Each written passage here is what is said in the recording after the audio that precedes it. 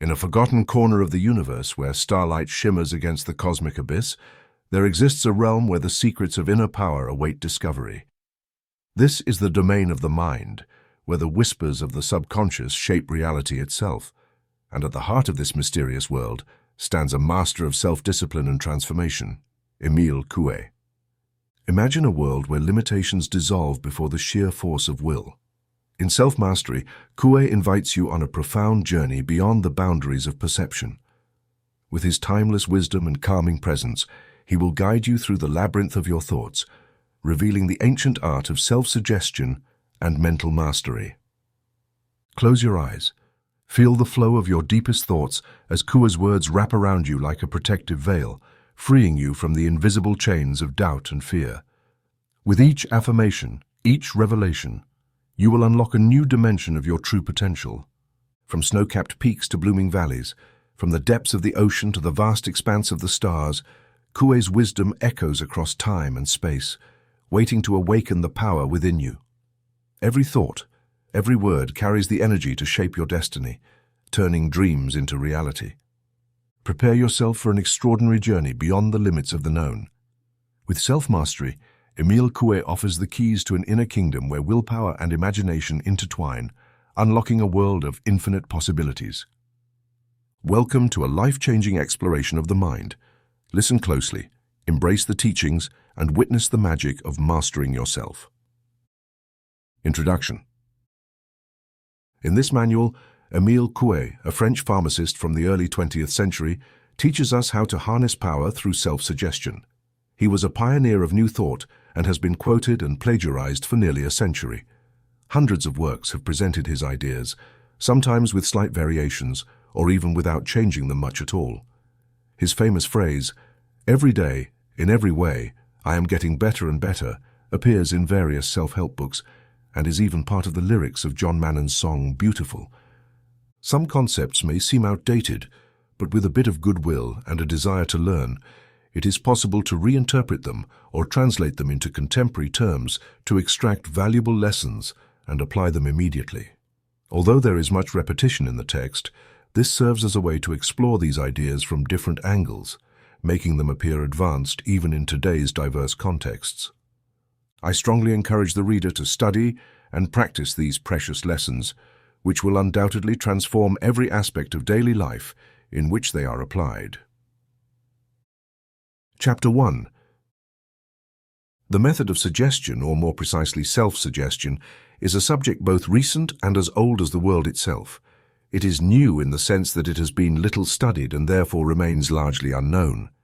Yet it is ancient because it dates back to the very moment humanity first appeared on Earth. Indeed, self-suggestion is a tool we possess from birth, a force endowed with extraordinary and immeasurable power. Depending on how it is used, it can produce positive or negative effects. Understanding this force is not only beneficial for everyone in general, but is particularly essential for doctors, judges, lawyers, educators, parents, and many others. When consciously applied, self-suggestion helps prevent the creation of harmful suggestions in others, which could otherwise lead to disaster. On the other hand, through its deliberate use, one can generate immense benefits, bringing physical health to the sick, mental well-being to neurotics, who are often unaware victims of past self-suggestions, and relief to those who tend to immerse themselves in distressing situations. The conscious and the unconscious. To understand the phenomena of suggestion, or more precisely self-suggestion, it is necessary to recognize that within us exist two distinct entities. Both are intelligent, but while one is conscious, the other is unconscious. Because of its nature, the unconscious often goes unnoticed. However, its existence becomes evident when we take a moment to examine certain phenomena and reflect upon them. Consider, for instance, sleepwalking. We know that a sleepwalker can rise at night without waking up, dress, leave their room, walk down the stairs, traverse hallways, complete tasks, and then return to bed, all without conscious awareness. In the morning they awaken, bewildered to find that a task left unfinished the night before has been mysteriously completed.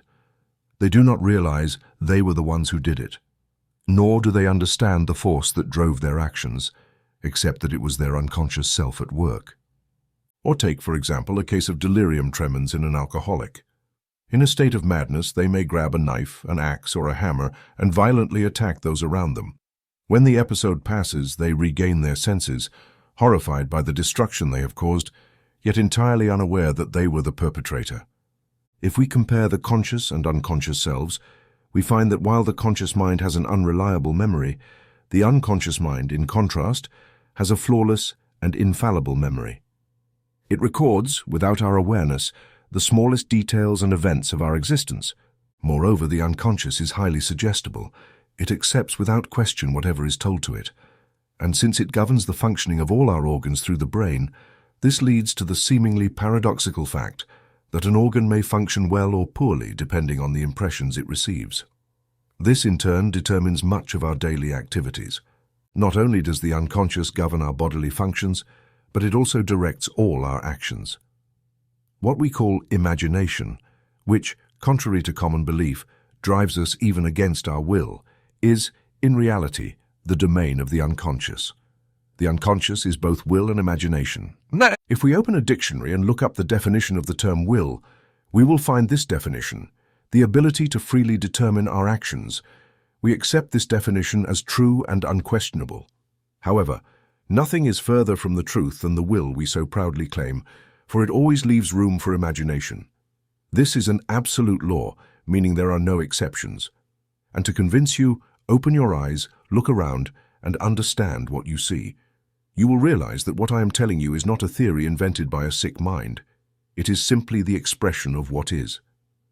Let's suppose we place a 10-meter-long, 25-centimeter-wide board in the sun. It is obvious that anyone could cross the board from one side to the other without tripping. Now let's change the conditions of the experiment and imagine that the board is placed atop the towers of a cathedral. Who would be able to advance even a meter along such a narrow path? Practically no one. Undoubtedly, you would not take 2 steps without trembling, and despite all your willpower, you would inevitably fall. So why do you not fall when the board is on the ground? And why do you fall when it is elevated? Simply because in the first case, you imagine that crossing the board is easy, whereas in the second case, you imagine that you cannot do it. You may have the will to move forward, but if you imagine that you cannot, you remain in a state of complete impossibility to do so. If carpenters are able to walk on such a board, it is because they imagine they can do it. Dizziness has no other cause than the image of falling that we create. This image immediately becomes an act, despite all our efforts of will. Take the case of a person suffering from insomnia. If they make no effort to sleep, they remain peacefully in bed. But if, on the contrary, they want to sleep, the more they try, the more they tremble and the less they succeed. They have not realized that when they believe they have forgotten a name and try to recall it, it slips from their mind. But when they replace this thought with, "I will remember the name appears effortlessly. Those who ride bicycles recall their first attempts. On the road, holding the handlebars and fearing a fall, they suddenly notice a horse or a small stone and try to avoid it. But the harder they try to avoid it, the more they head straight for it. Who hasn't experienced this uncontrollable laughter, which, the more you try to suppress it, the stronger it becomes? What was the feeling in each of these situations? I want not to fall, I want to remember the name, I want to avoid the obstacle, I want to hold back the laughter. As you can see, in each of these conflicts, it is always the imagination that triumphs over the will, without exception. Likewise, we don't realize that a leader who rushes ahead of a group inevitably leads them to follow. But if they shout, "Save yourselves," they almost inevitably bring about failure. In the first case, the group imagines that it must walk at the front, while in the second, it imagines being defeated and needing to flee for its life. Panurge was well aware of the contagion of example, that is, the power of imagination. When, to take revenge on a merchant with whom he was traveling, he bought the best lamb and threw it into the sea, so that the other lambs would follow, leaving the enemy with nothing. We human beings are more or less like sheep, and despite ourselves we irresistibly follow the example of others, imagining that we cannot do otherwise. I could cite many more examples, but I believe such a list is unnecessary. However, I will not overlook the enormous power that imagination, that is, the power of the unconscious, has in the struggle against willpower. There are drinkers who want to stop drinking, but who cannot help themselves. Ask them and they will sincerely tell you that they want to be sober, that alcohol drains them, but they are irresistibly driven to drink, despite their will, despite the harm they know it will cause. Some criminals commit their crimes against their will, and when you ask them why, they answer, "I couldn't avoid it. It was more powerful. It was stronger than me." The drinker and the criminal are telling the truth. They are conditioned to do what they do only because they imagine that they cannot do otherwise. Thus, we who are so proud of our will and believe we are so free in our actions are nothing but poor puppets whose strings are pulled by our imagination. We will remain such puppets as long as we have not learned to control imagination, suggestion, and self-suggestion. After what has been said above, we can compare imagination to a torrent that eventually causes inconvenience and, despite our will to cross the river, sweeps us away. This torrent seems untamable, but if you know how to handle it, you can divert it from its course, lead it to a factory, and there transform it into moving force, heat, and electricity. If this comparison seems insufficient, we can compare imagination to a wild horse with no guide or reins. What can the rider do but let himself be carried where the horse wants to go? And if the horse bolts, its race ends in the ditch. But what would happen if the rider applied brakes to the horse? The roles would reverse. It is no longer the horse that goes where it wants, but the rider who directs the horse along the path he chooses. Now that we grasp the immense power of the unconscious or imaginative self, I want to show you that this being, considered untamable, can be tamed just as easily as a torrent or a wild horse. But before continuing, it is necessary to carefully define two words we often use without knowing exactly what they mean. These words are suggestion and self-suggestion. What does suggestion mean? It can be defined as the act of imposing an idea in someone's mind. In reality, this act does not exist by itself. Indeed, it can only exist if it becomes the object of self-suggestion. And the term self-suggestion is defined as implanting an idea within oneself by oneself. You can suggest something to someone, but if their unconscious does not accept this suggestion, if it does not digest it, so to speak, to transform it into self-suggestion, it will have no effect. Sometimes I have suggested something trivial to normally obedient subjects and witnessed my suggestion fail. The reason for this is that their unconscious minds refused to accept my suggestion and did not transform it into self-suggestion. The use of self-suggestion. I return to the point where I said that we can take our imagination and direct it as we would a torrent or tame a wild horse.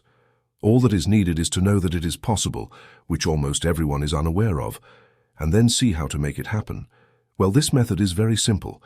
It is the way that, unknowingly, unconsciously, we misuse throughout our lives. This way is unconscious self-suggestion. However, if someone usually self-suggests unconsciously, it is enough to change and self-suggest consciously. And the procedure is as follows. First, think rationally about what should be the object of the self-suggestion. Second, respond with yes or no and repeat several times without thinking about anything else. This will happen, or this is happening, etc. And if the unconscious accepts this suggestion, if it self-suggests what it desires, it will come true.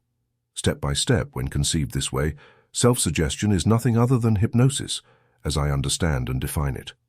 With simple conscious self-suggestion, I know that generally one is considered mad by the world when one dares express ideas that most people are not used to understanding. In short, self-suggestion is the influence of imagination on the moral and physical being of a person. This action is undeniable, and without going back to previous examples, I will cite a few others. If you are convinced that you can do anything and believe it is possible, you will accomplish it, no matter how difficult it may seem. But if, on the other hand, you imagine that you cannot do the simplest thing in the world, you will be incapable of doing it, and the obstacles will seem insurmountable. This is the case with neurotics who, believing themselves incapable of any effort, often find themselves unable to do anything without enduring extreme fatigue. And these same neurotics, when they try to lift their sadness, sink even deeper, seem unhappy, and sink further still. The more they try to save themselves, the less they succeed. It is not enough to think that a pain will go away to actually feel it gradually decrease. On the contrary, just thinking about suffering is enough to immediately feel the pain that follows. I know some people who predict under certain circumstances that they will have a migraine on a particular day, and indeed on the expected day and under the given circumstances, they feel its effects. They bring the pain upon themselves just as anyone else can, or they can heal themselves if they desire. I risk sounding crazy by saying that if many people are morally and physically sick, it is because they imagine themselves to be, both morally and physically. If some people are paralyzed without any injury, it is because they imagine they are, and it is precisely in these people that extraordinary healings occur. If some people are happy or unhappy, it is because they imagine themselves to be, because two people placed in exactly the same conditions may find themselves in a perfectly good state or in a terrible one. Depression, stuttering, phobias, kleptomania, certain paralyses, etc. are nothing but the result of the unconscious acting on the physical or moral being. But if our unconscious is the source of many of our sufferings, it can also lead to the healing of our moral and physical afflictions. It can not only repair the harm it has caused, but even cure real diseases. Such is its considerable influence on our organism. Enter a room, sit on a chair, close your eyes to avoid distractions, and think for just a moment. If you have truly self-suggested, meaning your unconscious has accepted the idea you offered it, then you will be amazed to see that what you thought will come true. It must be kept in mind that the characteristic of self-suggested ideas is that they exist in others at our expense, and we know them only by the effects they produce. But above all, and this recommendation is essential, the will does not intervene in the practice of self-suggestion. If it is not in agreement with the imagination, that is, if one thinks, for example, I want this or that thing to happen, and the imagination responds, you want it, but it's not possible, not only will you not get what you want, but you will get exactly the opposite.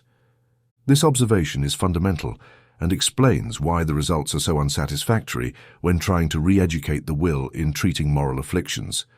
It is in the education of the imagination that attention must be focused, and it is through this nuance that my method has succeeded, where others, including major ones, have failed. Many experiments I conducted daily over 20 years, which I observed with great care, allowed me to draw the following conclusions, which I summarize in the form of laws. When the will and the imagination are in conflict, it is always the imagination that wins, without exception. In the conflict between will and imagination, the power of imagination is directly proportional to the square of the will. When will and imagination are in agreement, they do not simply add up, but one multiplies the other. Imagination can be stimulated with expressions in direct proportion to the square of the will, and they multiply. These laws are not strictly accurate. They are simply a representation intended to convey my thoughts. Based on what has been said, it seems that no one should ever be sick. This is true. Almost all illnesses, without exception, give way to self-suggestion. As bold and incredible as my statement may seem, I'm not saying they always give way, but they can give way, which is different. To guide people in the practice of conscious self-suggestion, it is necessary to teach how to do it. It is done just like learning to read and write, or teaching music, etc. Self-suggestion is, as I said earlier, a tool we bring with us at birth and play with unconsciously throughout our lives, just like a child plays with a rattle. But it is a dangerous tool. It can harm us and even kill us if used recklessly and unconsciously. On the contrary, it will save us when we learn to use it consciously. The same can be said of what Aesop said about language. It is the best and at the same time the worst thing in the world. Now I will explain how you can make everyone feel the beneficial effect of consciously applied self-suggestion. When I say everyone, I am exaggerating a little, as there are two types of people for whom it is difficult to provoke conscious self-suggestion: those who are mentally delayed and unable to understand what is said to them, and those who fail in learning. The procedure for teaching self-suggestion can be summarized in a few words. One can only think of one thing at a time, meaning that two ideas may seem similar but should not overlap in our thoughts. The first idea that occupies our mind is the one that will materialize, as it tends to transform into action. Thus, if we think that a sick person's pain will disappear, the illness will fade. If we think that a kleptomaniac will no longer make mistakes, then they will no longer make mistakes, and so on. And indeed, you will eat with pleasure. You will take care to chew your food slowly to transform it into a soft paste that you will digest with pleasure. Under these conditions, you will digest well and will not feel any pain. assimilation will occur correctly, and your body will prefer your food to create blood, muscles, strength, energy. In a word, life. As you will have digested well, your bowel function will proceed normally, and every morning upon waking you will feel the need to evacuate, without the use of medicines or artificial means. You will achieve a satisfying result. Moreover, each night, from the moment you wish to fall asleep until the moment you wish to wake up the next morning, you will sleep deeply, peacefully, serenely, without nightmares. This sleep will put you in an optimal state of mind. From now on, if you feel sad, down, tired, or angry, it will no longer be so. On the contrary, you will feel happy. It is possible to be happy without reason, just as it was possible to be sad without reason. I want to tell you more. Even if you have real reasons to be annoyed and tormented, you will not be. If you begin to feel impatience or anger, you will not act on it. You will always be patient, always in control of yourself. The things that bother you will become indifferent to you, and you will remain calm, very calm. If you are ever overwhelmed by persistent hatred, unhealthy thoughts, fears, terrors, phobias, temptations, and bitterness, I want all of these to gradually fade from your sight, seeming to dissolve and disappear like a distant cloud, where everything must ultimately vanish completely, just as a dream dissipates upon waking. I wish for all of your organs to function well, for your heart to beat regularly, for your blood circulation to proceed properly, for your lungs to function well, for your stomach, intestines, liver, kidneys, and bladder to perform their functions normally. If one of them is functioning abnormally, this abnormality will disappear day by day, so that it will have completely disappeared in a short time and the organ will return to its normal function. Furthermore, if there are lesions in one of these organs, they will heal day by day and heal quickly. In this regard, I must say that it is not necessary to know which organ is sick in order to heal through the influence of self-suggestion. You can repeat to yourself every day from every perspective. Every day, I improve more and more. The unconscious will act on this organ, which it will be able to discern very well. I am adding something very important. If until now you have felt a lack of self-confidence, I am telling you that this lack of confidence will gradually disappear, replaced by self-confidence, based on that powerful force within each of us. This confidence is absolutely indispensable for every human being. Without self-confidence, you achieve nothing. With self-confidence, you can achieve everything, in the realm of reasonable things, of course. Have confidence in yourself, and then confidence will give you the assurance that you are capable of doing not just well, but very well. All the things you want to do, provided that these things are reasonable. You will be able to do them. Thus, when you decide to do something reasonable, when you need to perform a task that you must accomplish, always think that this task is easy. Let the words difficult, impossible, I can't, it's stronger than me, I can't resist this or that disappear from your vocabulary. What should appear in your vocabulary instead is, it's easy, I can. If you consider that something is easy, it will become easy for you, while it will still seem difficult to others. Thus, you will accomplish these things quickly. You will do them well and without effort, because you will do them effortlessly. On the other hand, if you had considered them difficult or impossible, they would have become difficult for you, simply because you thought of them that way. To these general suggestions, which may seem a bit long and even somewhat childish, although no less necessary, you must add those that apply to the specific case of the person in front of you. All these suggestions should be made in a monotonous and soothing tone, emphasizing the key words in a way that invites the person to sleep, or at least to remain calm and think of nothing. Once the series of suggestions is finished, you will turn to the person with joy, but without emotion, using the following words. In summary, I hope that in every way, both physically and morally, you will enjoy excellent health, better than what you have known up until now. Now I will count to 3, and when I say 3, you will open your eyes and come out of the state you were in with much peace, without any effort or discomfort. On the contrary, you will feel strong, vigorous, ready, and full of life. In fact, you will be joyful, very joyful, and you will control all your affairs. When the word 3 is pronounced, the subject will open their eyes and smile, always with an expression of contentment and well-being on their face. How to practice conscious self-suggestion. Every morning upon waking and every night before going to bed, Close your eyes and without trying to focus on what is being said, pronounce aloud, loud enough to hear your own words, the following sentence, counting on a rosary with 20 knots. Every day, in every way, I am getting better and better. The words "in every way" encompass everything. There is no need to make specific suggestions. This suggestion should be made in the simplest possible way, even in a childlike and mechanical manner, so without any effort. This is more effective. In a word, the formula should be repeated with the tone used to recite litanies. In this way, you will manage to embed this message into the unconscious through hearing, and once this message has penetrated and begun to act irreversibly, follow this methodology throughout your life. This method is both preventive and curative. Furthermore, whenever you feel physical or moral pain during the day or night, immediately affirm to yourself that you will make it disappear. Then try to isolate yourself as much as possible. Close your eyes and pass your hand over your forehead if it is something moral, or over the painful area if it is something physical. Repeat quickly with your lips the words pass, heal, treat, as long as necessary.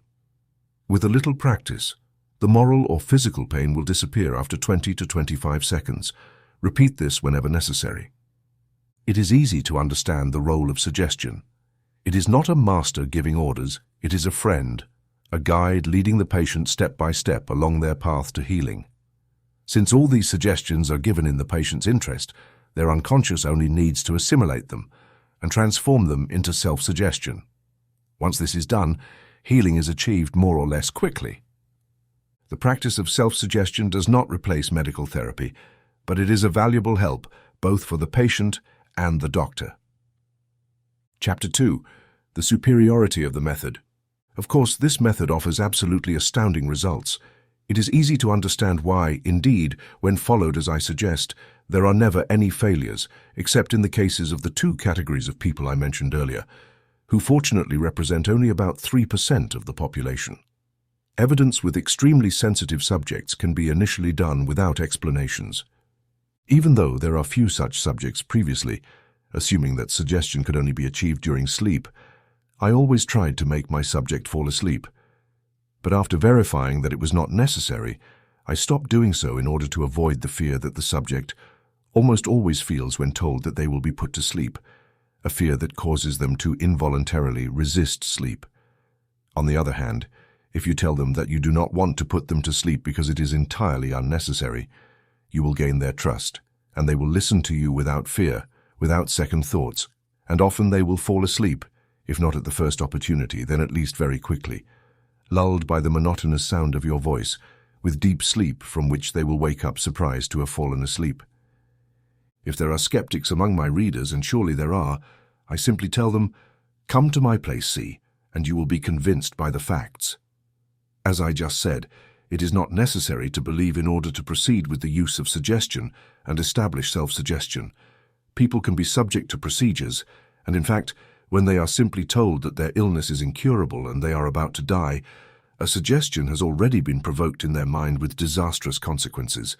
On the other hand, if they are told that the illness, even a serious one, with care, time, and patience, will lead to healing, then we can obtain astonishing results more frequently. Another example, when a doctor, after examining their patient, writes a prescription and hands it over without comments, the prescribed medication is less likely to succeed. In contrast, if the doctor explains to the patient that this or that medication should be taken under these or those conditions to produce this or that effect, almost always the announced results will be achieved.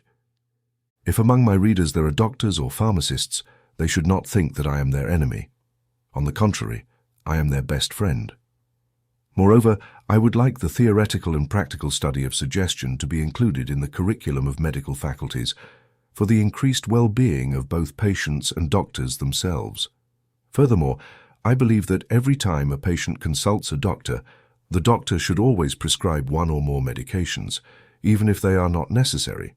Indeed, the patient consults a doctor because they want a medication prescribed that will heal them. They do not know that, in most cases, it is hygiene and diet that work. In my opinion, what is so little emphasized is a missing form of medicine. If the doctor only prescribes a diet to their patient with no medication, The patient will be dissatisfied and think that it was useless to worry about not being prescribed anything, and will go to see another doctor. It seems to me that the doctor should always prescribe specialized medications for which they are so in demand, medications that often only have value due to the publicity surrounding them, but which inspire more trust in the patient than X-pills or creams, and can easily be obtained in pharmacies without a prescription. How does suggestion work? To understand the role of suggestion, or rather self-suggestion, it is enough to know that the unconscious is the great director of all our functions. Let us make it believe, as I said earlier, that an organ which is not functioning well must function properly, and it immediately sends the order obediently. Its function normalizes, both immediately and gradually. This allows us to explain simply and clearly how, through its management, we can stop hemorrhages, overcome constipation, make fibroids disappear, treat paralysis, heal tuberculosis lesions, heal varicose ulcers, and so on. I will take the example of a dental hemorrhage, a case I observed in Dr. M. Gauss's office, a dentist in Tallua. A young woman whom I had helped cure from asthma lasting 8 years after a relapse told me one day that she wanted a tooth extracted. Knowing she was very sensitive, I suggested extracting it painlessly, which she naturally agreed to with pleasure, and we scheduled an appointment with the dentist. On the agreed day, we met at the dentist's office, and in front of her I said, "You will not feel anything, you will feel nothing." And continuing with my suggestion, I signaled to the dentist. A moment later, the dentist got up without the young woman having blinked. As often happens, hemorrhaging began. Instead of using any hemostatic, I told the dentist to try suggestion, not knowing in advance what would happen. I then asked the young woman to look at me, and I suggested that in 2 minutes, the hemorrhage would stop by itself. We waited. The young woman spat out some blood-tinged saliva, then nothing more. I told her to open her mouth. We looked and discovered that a blood clot had formed in the dental cavity. How can such a phenomenon be explained in the simplest way? Under the influence of the idea that the hemorrhage should stop, the unconscious sent an order to the arterioles and veins to prevent blood from flowing, and they naturally contracted obediently, just as they would have done artificially with a hemostatic, such as adrenaline, for example. The same reasoning allows us to understand how a fibroid can disappear. The unconscious, having accepted the idea, makes the fibroid disappear. The brain orders the arteries feeding it to contract. They contract, withdraw their services, and no longer nourish the fibroid. Deprived of nutrients, the fibroid dies, dissolves, is reabsorbed, and disappears. Use of suggestion for treating moral afflictions and defects. Depression, so common nowadays, is usually caused by suggestion practiced regularly in the form I suggest. I have been fortunate to contribute to the healing of many neurotics for whom no treatment had worked. One of them had spent a month in a specialized facility in Luxembourg with no improvement. In 6 weeks, he was completely healed and is now a happy man. After believing he was the most unhappy person in the world, he has never suffered from this illness again nor any other, as I taught him conscious self-suggestion, and he now practices it wonderfully. But if suggestion is useful in the treatment of both moral and physical afflictions, what greater service could it provide than transforming into honest people the children who populate correctional homes and who only leave to join the criminal underworld? Let no one tell me this is impossible. It is possible, and I can prove it. I will cite the following 2 cases, which are characteristic. But here, I must open a parenthesis so you can understand well how suggestion works in the treatment of moral defects. I will use the following comparison. Suppose our brain is a tablet on which points are pressed, representing our ideas, habits, instincts that determine our actions. If we notice that there is an absurd idea, a harmful habit, or an inappropriate instinct in each individual, in short, a sick point, we take an organized idea, a healthy habit, a correct instinct, and give it a press, meaning a suggestion. This point will be pressed by 1 millimeter, let's say, while the old point gives way each time a new millimeter is pressed. The old point will then give way another millimeter, so that after a certain number of suggestive presses, the old point is replaced by the new one. This substitution occurs in the individual, and they obey it. I return to my examples. Young M was 11 years old and lived in Tallua. He was subject to certain little incidents day and night stemming from his early childhood. He was also naturally a kleptomaniac and a liar. At his mother's request, I gave him the suggestion. From the very first session, the incidents stopped during the day but continued at night. They gradually became less frequent, and eventually, a few months later, the child was completely healed. At the same time, his passion for theft diminished, and by the end of the 6th month, he no longer stole at all. The brother of this child, 18 years old, had developed a violent hatred for another of his brothers. Whenever he drank a little too much, he felt the impulse to stab his brother. He felt that it would happen one day, and at the same time, that after his crime, he would bleed to death on his victim's body. I also gave him the suggestion. The result was wonderful. From the very first session, he was cured, and the hatred toward his brother disappeared. Later, they became great friends, seeking to collaborate with one another. I followed his case for a while, and the healing persisted, bringing him onto the right path by 50% or more. When such results are achieved with this method, it seems not only useful but indispensable to adopt this method and introduce it into correctional homes. I'm sure that with daily and appropriate suggestions applied to vicious children, it would be possible to guide more than 50% of them onto a less harmful path. Wouldn't this be an immense service to society by bringing back many future healthy and safe citizens who would otherwise be harmful? I might be told that using suggestion is dangerous and can be used for malicious purposes. This objection is not valid in itself, as the practice of suggestion would be entrusted to serious and honest individuals, such as doctors in correctional homes, for example, and others. Those who seek to use it for harm do not ask for permission from anyone. But even assuming there might be some danger, which is in reality impossible, I would ask anyone who makes this objection to tell me what thing we use that does not carry any danger. Steam, electricity, cars, airplanes. Aren't these poisons that doctors and pharmacists use daily in small doses, and which can kill the patient if we make a mistake in weighing the grams of this or that substance, or preparing the medicine? Some healing cases would render this small work incomplete if I did not cite a few examples of healing. I won't mention all the ones I've been involved in, as that would be too long and tedious. I'll just mention a few of the most notable ones. Mr. Mard from Tulua had suffered from asthma for 8 years, which forced him to spend much of the night sitting on his bed trying to fill his lungs. The preliminary demonstrations showed that he was very sensitive to immediate sleep induction. Suggestion from day 1, M made a notable improvement and had a good night, disturbed only by a 15-minute asthma attack. After some time, the asthma completely disappeared without any further relapses. Mr. NM, a tailor residing in San Sabin near Tulua, had been suffering for 2 years from lesions at the joint between the spine and pelvis. The paralysis only affected his legs, which were swollen and congested to the point of turning a purplish color. Various treatments had been applied, including treatments for syphilis, with no results. After clear preliminary explanations and suggestion from me, the subject practiced self-suggestion for 8 hours. After this period, there was a perceptible but subtle movement in the left leg. New suggestion 8 hours later.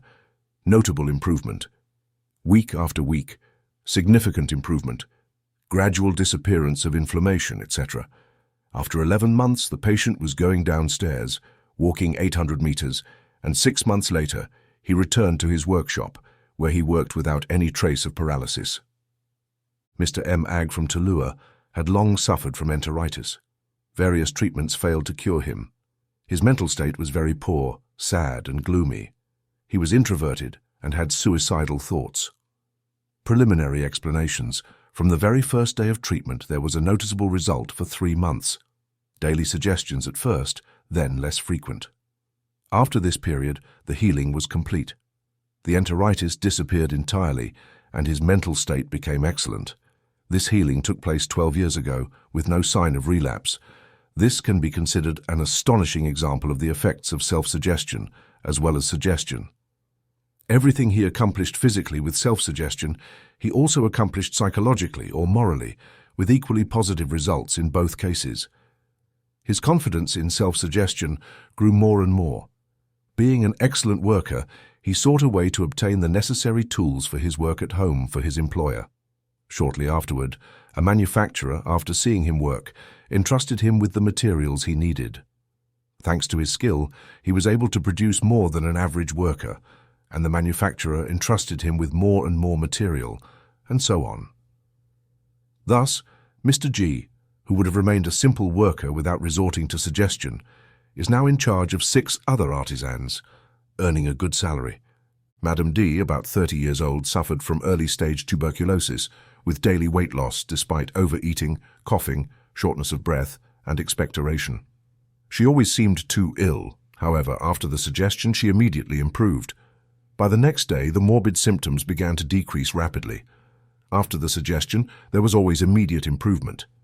This improvement became more and more evident day by day. The patient's weight increased rapidly without further overeating. After a few months, the healing seemed complete. This person wrote to me 8 months after I left Tulua to thank me.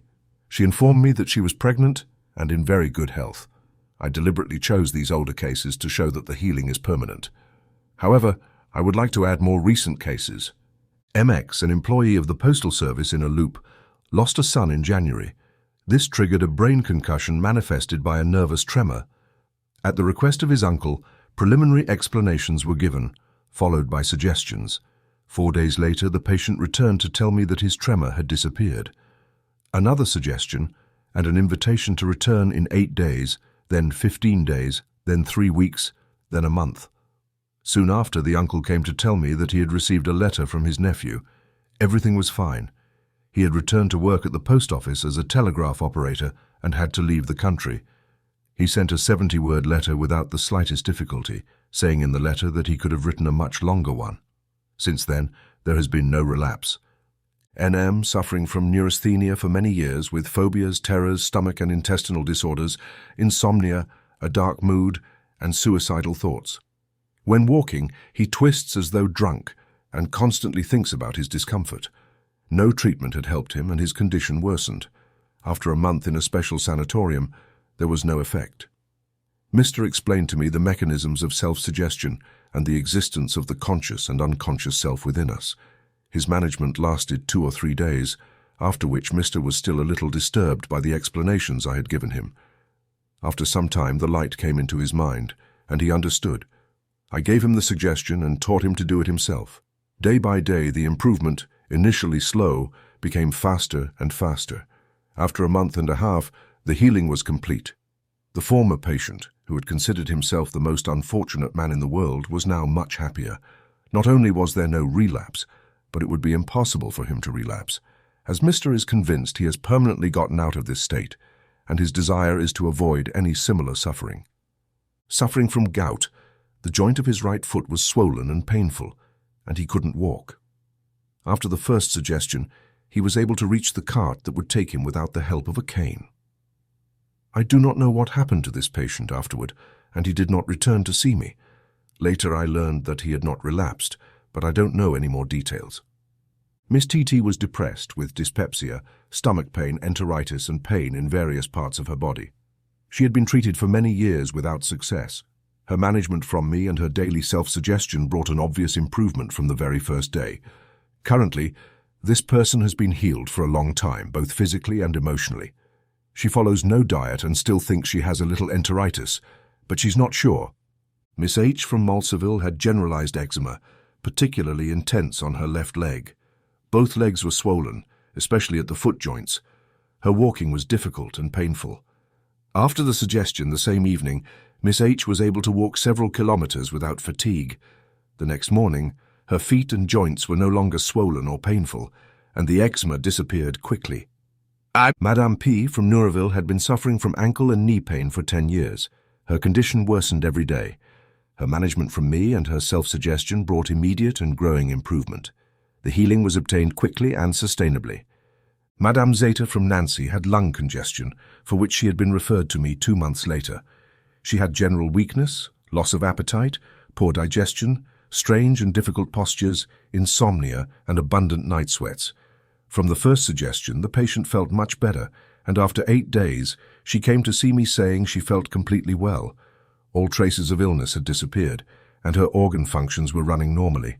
3 or 4 times she had been close to sweating, but each time she avoided it with the use of conscious self-suggestion. After that moment, Madame Zeta behaved remarkably. Professor MX in Belfort cannot speak for more than 10 minutes without becoming completely voiceless. Several consulted doctors find no lesions in the vocal organs. One of them tells her that there is senility of the larynx, and this statement strengthens the belief that she will never recover. A lady who knows me advises her to come and see me, and at first she refuses, but eventually she becomes aware. Despite her disbelief in the effects of suggestion, I give her a suggestion and ask her to return the next day. She returns the next day and tells me that she spoke the entire afternoon without becoming voiceless. 2 days later, she returns, and the hoarseness has not returned. Shortly after, she tells me that she has not had any hoarseness since then. The 13-year-old, admitted to the hospital in January, suffered from a severe heart condition characterized by a particular murmur. His breathing was shallow, and he could only walk in very short steps. The doctor who examined him, one of the best specialists, predicted a rapid and fatal outcome. The patient left the hospital in February without any improvement. A family friend brings him to me, and when I see his appearance, I think he is doomed. However, I give him hope, and after giving him the suggestion and recommending autosuggestion, I ask him to return the next day. When I see him again, I'm greatly surprised to notice that his breathing and walking have greatly improved. The improvement continues day after day, and by the end of May, the young boy asks if he can visit his grandmother. Since he is doing well, I advise him to go, and he leaves, sending occasional updates. His health continues to improve. He eats with appetite, digests well, and absorbs food normally. Even the oppression has completely disappeared. Not only can he eat like everyone else, but he can also run and chase butterflies. He returns in October, and I barely recognize him. The small, thin, and hunched man I had seen in May is now a tall, straight young man with a healthy glow. He has grown 12 centimeters in height and gained 9 kilograms in weight. Since then, he has led a normal life, going up and down stairs, riding a bike, and playing football with his friends.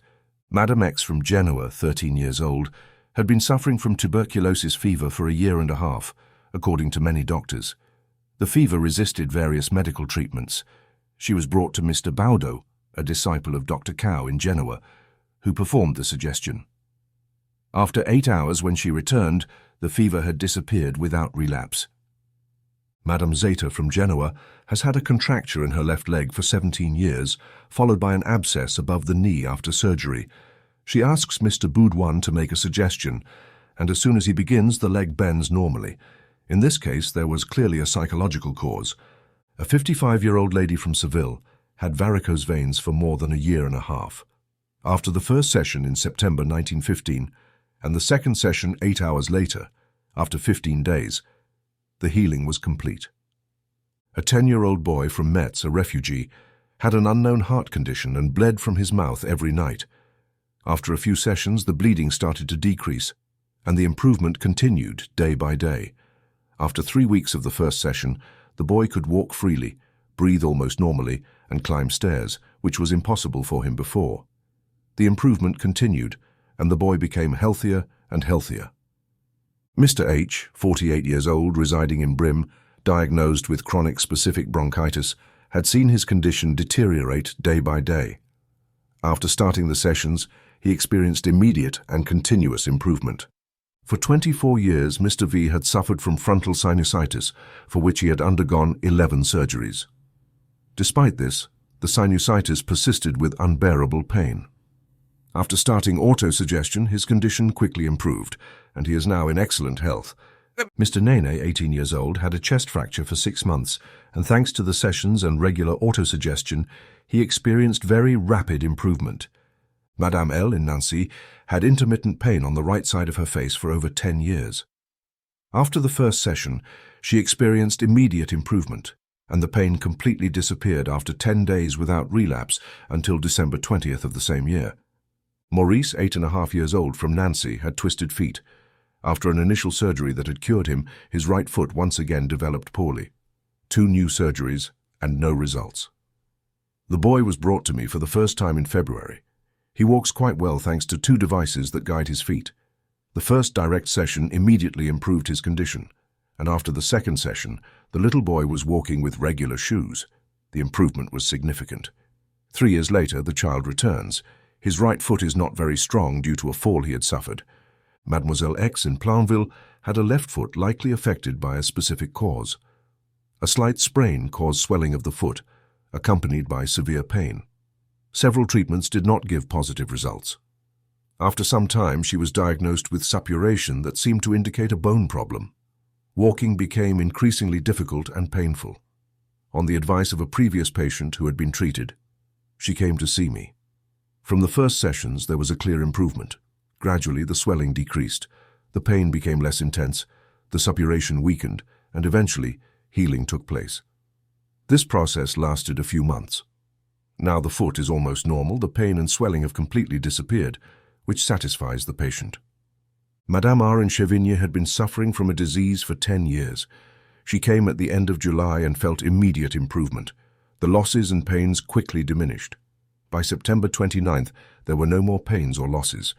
The periods, which lasted 8 to 10 days, stopped after 4 days. Madame G in Nancy, 40 years old, had varicose veins treated unsuccessfully, according to her doctor. The condition was severe, with a wound as long as a 2-franc coin, penetrating to the bone above the ankle. The inflammation was intense, the suppuration abundant, and the pain extremely severe. The patient arrived for the first time in April. The improvement that began to manifest from the first session continued without interruption.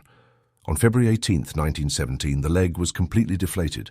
The pain and itching had disappeared. The lesion still existed, but was the size of a pea and no deeper than 2 or 3 millimeters. It continued to suppurate even slightly. In 1920, the healing was complete. A 16-year-old girl had been experiencing nervous breakdowns for 3 years. These breakdowns, initially infrequent, became more frequent. When she came to see me, she had had 3 episodes in the previous 15 days. By April, there had been no further episodes. It is also worth mentioning that this young girl noticed the disappearance of the constant headaches she had suffered from at the beginning. Madame M, 43 years old from Mulseville, came for severe headaches she had suffered from her entire life. After a few sessions, the pain completely disappeared. After a month, she confirmed the healing of a prolapsed uterus, which she had mentioned but had not considered while practicing autosuggestion. This result is due to the words, "from all perspectives," contained in the formula to be used morning and night. Madame X received only one general suggestion from me in July. Her autosuggestion morning and night continued in October of the same year. She informed me that she had been cured of a prolapsed uterus that she had been suffering from for 20 years. 3 years later, the healing persisted.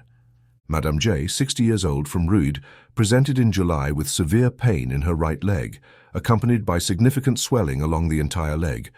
She tried to walk and screamed. After the session, to her great surprise, she was able to walk normally without any pain. When she returned 4 days later, the pain had not returned, and the swelling had disappeared. This lady informed me that after seeing me, she had also been cured of a white discharge and enteritis that she had been suffering from for a long time, the same observation as the previous year. In the November session, the healing persisted. Mademoiselle GL, 15 years old from Rue Dante, had been stuttering since childhood. She came on July 20th and saw her stuttering cease instantly. A month later, I saw her again, and her healing persisted. Mr. F, 60 years old from Rue de la Côte, had suffered from rheumatic pain in his back and left leg for 5 years. He walked with difficulty, relying on a cane, and could not lift his arms above his shoulders. After the first session, the pain completely disappeared, and the patient was not only able to walk briskly, but could even run. Moreover, he could raise both arms above his head. In November, the healing persisted. Mr. S.E., 48 years old, a boxer from Rude, came for the first time with a varicose ulcer on his left leg that he had had for 15 years, about the size of a 5-franc coin. 8 days later, the ulcer was healed. No relapse. Madame L., 63 years old, from Yemen des Sables, had suffered facial pain for 10 years. No treatment had been effective, and she refused the surgery that was suggested to her. She came to see me, and 4 days later, the pain had disappeared. The healing persisted to this day. Madame M. from Ville had menstrual problems for 13 years, with very painful periods lasting 10 to 12 days around the 22nd or 23rd of each month. She came for the first time in November and returned regularly every week. There was a significant improvement after the first session, and it continued to improve rapidly. By early January, the menstrual problems had disappeared. The periods returned more or less regularly and without pain. A knee pain she had been experiencing for 13 years also disappeared. Mr. and Madame S.E. from Inviville had intermittent rheumatic pain in their right knee for 11 years. 5 years ago, the attacks became more severe than usual. The leg would swell from time to time, as well as the knee. Then the lower part would atrophy, and the disease reduced them to walking with great difficulty, aided by a cane and someone's support. She came for the first time in December. She walked without a cane and no longer needed support, although she occasionally still used the cane. Sometimes she has slight knee pain, but it is very minimal. Chapter 3. What conclusions can we draw from all of this? The conclusion is simple and can be expressed in a few words. We possess within us a powerful and immeasurable force that, when managed unconsciously, can sometimes harm us. On the contrary, if we guide it wisely and consciously, it will give us control over ourselves and allow us not only to overcome certain difficulties, but also to help others with physical or moral ailments. Even better, it will allow us to live relatively happily, regardless of the conditions we find ourselves in. Finally, this force, when properly applied, can help the moral regeneration of those who have strayed from the right path. Education, as paradoxical as it may seem at first, should begin before the child is born. Indeed, if a pregnant woman, a few weeks into her pregnancy, imagines that her child will bring into the world the physical and moral qualities she wishes to have, and if she continues to create this same image throughout the pregnancy, it is likely that the child will possess these qualities. Spartan women only gave birth to strong children who later became fearsome warriors because their primary desire was to give such men to the country. In contrast, Athenian women gave birth to intellectual children whose reflective qualities were 100 times more important than their physical abilities. The child thus conceived will be predisposed to easily accept the suggestions made to them and turn them into auto-suggestions, which will then determine the behavior they display in life. It must be understood that all our words, all our actions, are merely the result of auto-suggestions caused, in most cases, by the suggestion of example and words. What should parents do then to avoid causing harmful auto-suggestions in their children and instill the correct ones? They should always be in a good mood in their presence, speak to them in a gentle but clear and serious tone. In this way, they induce obedience in children without resistance.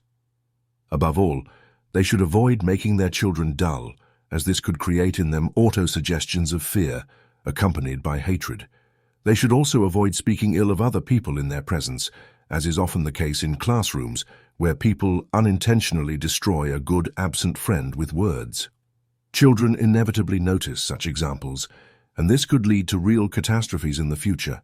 Encourage children to develop a desire to learn about nature and take an interest in it by providing clear explanations and, if possible, using a friendly and joyful tone. As a result, respond to their questions with pleasure rather than saying, "You're tiring me, leave me alone," or "I'll explain it to you later."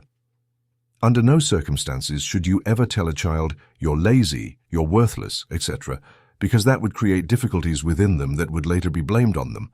If a child is lazy and does poorly on their homework, tell them one day, even if it's not true, "You did your homework better than usual today." That's good. My dear, the child flattered by such praise, which they are not accustomed to, will undoubtedly work much better next time, and gradually, thanks to the wisely given stimulus, they will truly work as they desire. Absolutely avoid talking about diseases in front of children, as this could influence them. On the contrary, speak of health as something normal for humans, and that illness is an anomaly, a kind of discomfort that can be avoided by living soberly and orderly. Do not create difficulties in children by teaching them to face this or that, the cold, the heat, the rain, the wind, etc. Humans are made to endure all of this without effects, without suffering or complaints. Do not torment children by speaking of the boogeyman or werewolves, as the fear acquired in childhood may persist later on. This is why those who are not in charge of their own children should choose trusted people for this task. It's not enough for them to love children. They must possess qualities that awaken the appropriate desires in them and strengthen those that children develop on their own. Awaken a love of work and study in children by making things accessible and explaining them clearly and pleasantly, as I mentioned. Introduce some clever anecdotes into your explanations that spark the child's desire for the next lessons. Teach them above all that work is essential for humans, that those who do not work are useless, and that every job brings healthy and deep satisfaction to the one who does it. Meanwhile, the idler, so sought after by some, becomes bored, depressed and devoid of zest for life, leading to failure and crime because they lack the means to satisfy the passions created by idleness. Teach children to be respectful and kind to all, especially to those who, by an accident of birth, are placed in lower classes than theirs. Respect the elderly and never mock the physical or moral effects that sometimes affect older people. Teach that one can love people regardless of their social standing, that one must be willing to help those in need, and not fear losing time or money when collaborating. Care for others as if they were yourself, seeking an inner satisfaction that the selfish seek but never find. Develop self-confidence in children by teaching them that before doing something, they should submit it to reason's control, avoiding impulsive actions. After reflecting, they should make a decision they will not regret unless they have proof that they made a mistake. Above all, teach them that everyone must approach life with a very clear idea of where they want to go, and with the influence of this idea, they will succeed.